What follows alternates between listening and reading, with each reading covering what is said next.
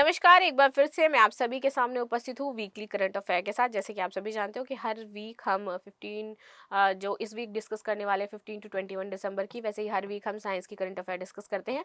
तो शुरू कर लेते हैं आज की करंट अफेयर्स, देखते हैं क्या इंपॉर्टेंट चीज़ें हैं। सो पर वीक मैं आपसे हमेशा कहती हूँ कि अगर आपका कोई क्वेश्चन हुआ करे तो आप उसमें पिन कर दिया करो, ताकि नेक्स्ट वीक में आपका वो क्वेश्चन सॉल्व कर सकूँ। लेकिन आप लोगों में से कोई ऐसा करता नहीं है। तो आ जाते हैं, देखते हैं आज कौन कौन सी इंपॉर्टेंट आपकी न्यूज़ है जिन पर बात करेंगे। सबसे पहले बात करेंगे अफ्रीकी स्वाइन फीवर के बारे में। ये चर्चा में क्यों हो जाता है भाई? तो ये इंडिया में फैला है और इसके तहत अगर किसी को भी अफ्रीकी स्वाइन फीवर होता है तो उसमें मृत्यु 100% निश्चित ही है। तो इसलिए काफी खतरनाक बीमारी हो जाती है और ये आपकी फैली हुई है केरल में। केरल के 2 गांव में ये बीमारी फैली है। कोट्टायम जिले के 2 गांव में अफ्रीकी आपकी ये स्वाइन फ्लू फैल चुका है। केरल के कोट्टायम के जिले में कुट्टीकुल है और वजूर ग्राम पंचायत है। इसमें 2 सुअर फार्म में ये प्रकोप फैल गया है, जिसके बाद सरकार ने आदेश दिया कि उस फार्म में जितने भी सुअर हैं उनको मार दिया जाए और उसके आसपास के भी जो क्षेत्र में मतलब रह रहे थे, सुअर निवास कर रहे थे, उनको भी मार दिया जाए। ठीक है, यहाँ पे जिलाधिकारी हैं जॉन वी सैमुअल, इन्होंने फार्म में सुअर को मारने का आदेश दिया है। केंद्र सरकार के दिशा निर्देश के अनुसार जो प्रभावित फार्म है और जो 1 किलोमीटर के दायरे में सुअर है उनको मारना है। इसका निपटान भी निर्धारित मानकों के मुताबिक ही किया जाएगा। जिला पशुपालन अधिकारी को इस प्रक्रिया की देखरेख करने और इसकी जिम्मेदारी प्रदान की गई है कि आप इन सारी चीजों को देखोगे और जो क्षेत्र है आगे का 10 किलोमीटर के आसपास का, उसको संक्रमित क्षेत्र घोषित कर दिया गया और वहां पर आवाजाही बंद कर दी गई है। आगे आते हैं, मिजोरम में भी आपका ये फैल चुका है अफ्रीकी स्वाइन फीवर एक बार। और मिजोरम में स्वाइन फीवर के प्रकोप से यहाँ पर 57,000 से अधिक सुअरों को मारा गया था और 43,000 से अधिक सुअरों को प्रशासन ने मारने का फैसला दिया था। तो ये मर गए थे बीमारी के कारण और बाकी इतने प्रशासन के द्वारा मरवा दिए गए थे। मिजोरम की राज्य सरकार ने इसे राज्य आपदा भी घोषित किया था। मिजोरम, त्रिपुरा, सिक्किम और अफ्रीकन स्वाइन फ्लू के असर के चलते सरकार ने लोगों को सुअर का मांस का सेवन करने के लिए मना कर दिया गया था। अफ्रीकी स्वाइन फीवर की बात करें तो एक घातक संक्रमण होता है और पालतू और जंगली सुअरों को ये प्रभावित करता है। ये बीमारी में मृत्यु दर 100% हो जाती है और इसीलिए मैंने बताया आपको कि ये घातक है, क्योंकि 100% यहाँ पर मृत्यु आपकी निश्चित ही है। यानी इससे संक्रमित होने वाले किसी भी सुअर की जान नहीं बचती है। अन्य पशुओं में ये बीमारी ना फैले, इसके लिए संक्रमित जानवरों को यहाँ पर मारना ही एकमात्र उपाय है। ये एक जानवर से दूसरे जानवर में छूने और बॉडी आपके जो फ्लूइड्स होते हैं इनके द्वारा फैल जाती है। सुअरों को कच्चा खाना खिलाने से उनके अंदर ये बीमारी आपकी उत्पन्न होती है, ये संक्रमण उत्पन्न होता है। अफ्रीकी स्वाइन बुखार किसी भी तरीके से मनुष्यों को प्रभावित नहीं करता है और ना ही मानव स्वास्थ्य के लिए कोई खतरा है। भले ही एक संक्रमित सुअर के संपर्क में आते हैं या फिर सुअर का मांस का उत्पादन करते हैं फिर खाते हैं, ऐसा करके ये पहली बार वर्ष 1920 में अफ्रीका में पाया गया था। भारत में इसकी पुष्टि सबसे पहले फरवरी-मार्च 2020 में अरुणाचल प्रदेश और असम में की गई थी। इसमें होता क्या है, तेज बुखार, भूख न लगना, कमजोरी, त्वचा में लालिमा, दस्त, उल्टी, खांसी जैसी आपको लक्षण देखने को मिलेंगे। इडियोपैथिक पल्मोनरी फाइब्रोसिस बीमारी के बारे में बात कर लेते हैं भाई कि ये बीमारी चर्चा में क्यों है। ये बीमारी हुई थी जाकिर हुसैन जी को और 73 इयर्स की एज में उनका निधन हो गया था।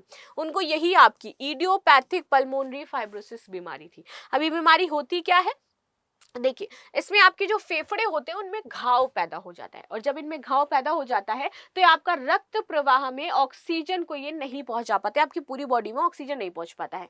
इससे उस व्यक्ति को सांस लेने में तकलीफ होती है और साथ ही साथ उसके जो दूसरे अंग हैं वो ठीक से काम करना बंद कर देते हैं। तो ये हो गई आपकी बीमारी। अब इसमें लक्षण कैसे पता चलेंगे, सांस लेने में तकलीफ होगी, सूखी खांसी आएगी, थकान, वजन घटना और तेजी से सांस लेना। इसके कारण क्या है, सटीक कारण तो अज्ञात है। कारणों में माना जाता है कि भाई वो व्यक्ति या तो धूम्रपान कर रहा होगा तो ये आपका हो सकता है, या फिर पर्यावरणीय प्रदूषण भी इसमें आपका एक मेन कारण बढ़ता है। एस्बेस्टस होते हैं, सिलिका धूल होती है, वो सब आपके ये बीमारी पैदा कर सकते हैं फेफड़ों में जाकर के।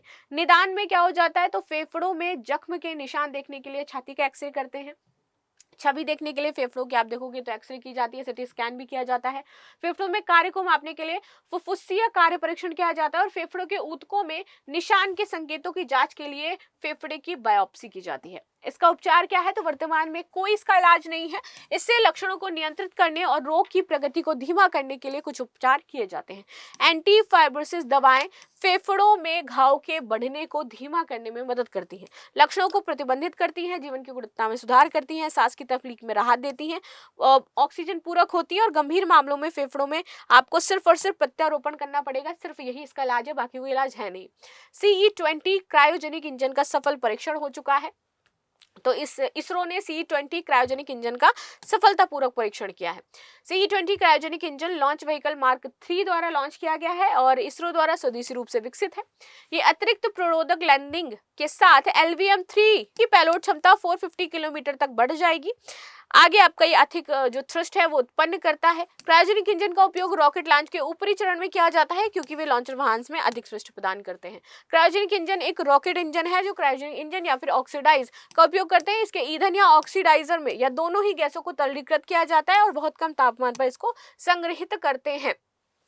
यह इंजन क्रायोजेनिक प्रणोदक का उपयोग करता था। ईंधन यहाँ पर -265 डिग्री सेल्सियस पर तरल हाइड्रोजन और ऑक्सीजन के रूप में -20 to 40 डिग्री सेल्सियस पर तरल ऑक्सीजन का प्रयोग करती है। क्रायोजेनिक रॉकेट इंजन के प्रमुख घटक दहन कक्ष होता है, पायरोटेक्निक होती है, इनिशिएटर होता है, fuel injector, fuel corpus, oxidiser, cryopump, gas turbine, cryovalves, regulator, fuel tank और रॉकेट इंजन या नोजल होता है। अभी तक सिर्फ 6 देशों ने क्रायोजेनिक इंजन विकसित किया है, जिसमें अमेरिका, फ्रांस, यूरोपीय अंतरिक्ष एजेंसी, रूस, चीन, जापान और भारत हो जाते हैं। देश का पहला डायबिटिक बायो बैंक, इसके बारे में बात करते हैं तो देश का पहला जो डायबिटिक बैंक है वो आपका स्थापित किया गया है चेन्नई में। किसने किसने मिलकर स्थापित किया है? तो ICMR और मद्रास डायबिटिक रिसर्च फाउंडेशन ने इसको विकसित किया है। इससे होगा क्या? तो ये जितने भी लोग डायबिटीज के शिकार हैं, चपेट में आते हैं, तो उसके पीछे के कारण क्या है इसका पता लगाएगा। इसके लिए ये 2 आपके जो रिसर्च हैं या फिर अभी तक अध्ययन किए गए हैं उन दोनों का डेटा या उनके पास होगा, यानी कि ये रिपोर्ट कार्ड है। बायो बैंक एक तरीके से रिपोर्ट कार्ड इकट्ठा करेगा जिनको यहाँ पर डायबिटीज है। तो ये 2 अध्ययनों से संबंधित आपके रक्त के नमूने लेगा जो 2008 से 2020 के बीच कई चरणों में सभी राज्य और केंद्र शासित प्रदेशों में किए गए थे। डायबिटिक पेशेंट्स है उनके, और registry of people with diabetes in India at young age at the onset, तो इसके जो डेटा थे उसका ये यूज करेगा। युवाओं में टाइप 1 और टाइप 2 और गर्भकालिक डायबिटीज जैसे विभिन्न कारक होते हैं। बायोबैंक स्थापित करने की जो प्रक्रिया थी करीब 2 साल से चल रही थी। यहाँ पर विश्व में जो सबसे अधिक अच्छा बायोबैंक बताया जाता है वो ब्रिटेन का बायोबैंक है। इसमें 5 लोगों के आनुवांशिक, जीवन शैली और स्वास्थ्य जानकारी उपलब्ध है। ठीक है, ये बायोबैंक कैसे काम करेगा? तो ये डायबिटीज के रोगियों के रक्त, ऊतक और अन्य जैविक नमूने एकत्रित कर लेगा। नमूनों का उपयोग वैज्ञानिक अध्ययनों के लिए किया जाएगा। वैज्ञानिक इन नमूनों का विश्लेषण करके डायबिटीज के कारणों, जीनों और पर्यावरणीय कारकों के बारे में बताएंगे। डायबिटीज बायोबैंक का महत्व क्या है? तो इससे हमें उपचार करने में सहायता मिलेगी। ये समय के साथ डायबिटीज और उसकी जटिलताओं की प्रकृति को ट्रैक कर सकता है। इससे बेहतर प्रबंधन और रोकथाम नीतियां बनाई जा सकती हैं। भारत में 11 करोड़ से अधिक लोग इससे प्रभावित हैं और 13 करोड़ लोगों को डायबिटीज होने की संभावना आज भी है। डायबिटीज या मधुमेह की बात करें तो ये एक मेटाबॉलिक डिसऑर्डर होता है। इसमें जो इंसुलिन है उसका उत्पादन नहीं कर पाते हैं और शरीर में इंसुलिन की कमी के कारण आपका शुगर लेवल बढ़ जाता है।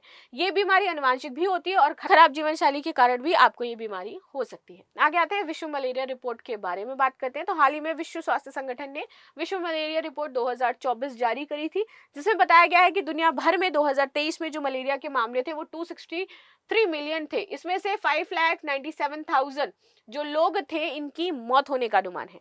वैश्विक स्तर पर 2023 में मलेरिया से प्रभावित 83 देशों में 29 देश वैश्विक मलेरिया में लगभग 95% मामलों और मलेरिया से होने वाले 96 मौतों के लिए जिम्मेदार हैं, जिसमें से नाइजीरिया, कांगो लोकतांत्रिक गणराज्य, युगांडा, इथियोपिया और मोजाम्बिक। दुनिया भर में मलेरिया से आधे से अधिक मामले यहाँ पर देखने को मिलते हैं। वैश्विक स्तर पर मलेरिया से होने वाली मौतों में आधे से अधिक मौतें 4 देशों में हुई हैं, नाइजीरिया में, कांगो लोकतांत्रिक गणराज्य में, नाइजर में और तंजानिया में। 2022-23 की अवधि में 4 देशों ने अपने मलेरिया के मामलों में कमी लाने की सफलता प्राप्त करी है, बांग्लादेश, भारत, इंडोनेशिया और नेपाल ने। भारत की स्थिति 2022 से 2023 के बीच में भारत ने मलेरिया के मामलों में 9.6% गिरावट दर्ज करी है। भारत ने वर्ष 2000 से 2023 के बीच मलेरिया के मामलों की घटनाओं में 87% की कमी हासिल करी है और इससे जोखिमग्रस्त जनसंख्या की स्थिति में 1000 प्रति पर 17.7 से घट करके 2.3 रह गई है। 44 देशों को हाल ही में WHO ने मलेरिया मुक्त घोषित किया है, जो लगातार कम से कम 3 वर्षों तक मलेरिया तक कोई मामले जिनमें सामने नहीं आए हैं वो मलेरिया मुक्त घोषित हो गए हैं। मलेरिया से प्रभावित 83 देशों में से 25 देश अब तक वार्षिक स्तर पर मलेरिया के 10 से कम मामले सामने आते हैं और 2000 में से 4 देश यहाँ पर आपको देखने को मिलेंगे। मलेरिया प्लाज्मोडियम एक प्रकार की प्रोटोजोआ से होने वाली बीमारी है जो मच्छरों से फैलती है। ये बीमारी ज्यादातर उष्णकटिबंधीय देशों में आपको देखने को मिलेगी। इसका रोकथाम एवं उपचार संभव है और ये व्यक्ति से व्यक्ति में नहीं फैलती है। ठीक है, आगे आते हैं लक्षण। आपको बुखार आएगा, ठंड लगेगा, सिर दर्द होगा, भ्रम पैदा होगा, थकान होगी, सांस लेने में दिक्कत होगी। संवेदनशील वर्ग शिशु, 5 वर्ष से जो कम उम्र के बच्चे हैं, गर्भवती महिलाओं, लड़कियों, यात्रियों, HIV एड्स से पीड़ित लोगों को ये आपका जल्दी भी संक्रमण होता है। प्लाज्मोडियम की प्रजातियों की बात करें तो 5 इसकी प्रजातियां हैं। सबसे है पी फाल्सपेरम, सबसे घातक मलेरिया परजीवी है, अफ्रीकी महाद्वीप में सबसे ज्यादा ये पाया जाता है। पी विवैक्स की बात करें तो उप सहारा अफ्रीका में अधिकांश देशों में मलेरिया पाया जाता है। मनुष्यों को संक्रमित करने वाली 3 अन्य मलेरिया प्रजातियां पी मलेरिया, पी ओवेल और पी नेलेसी हैं। सो ये थी न्यूज जो हमने डिस्कस करी वीकली। मिलते हैं हम नेक्स्ट क्लास में, तब तक के लिए धन्यवाद। लाइक शेयर सब्सक्राइब करना बिल्कुल भी ना भूलें and thank you so much.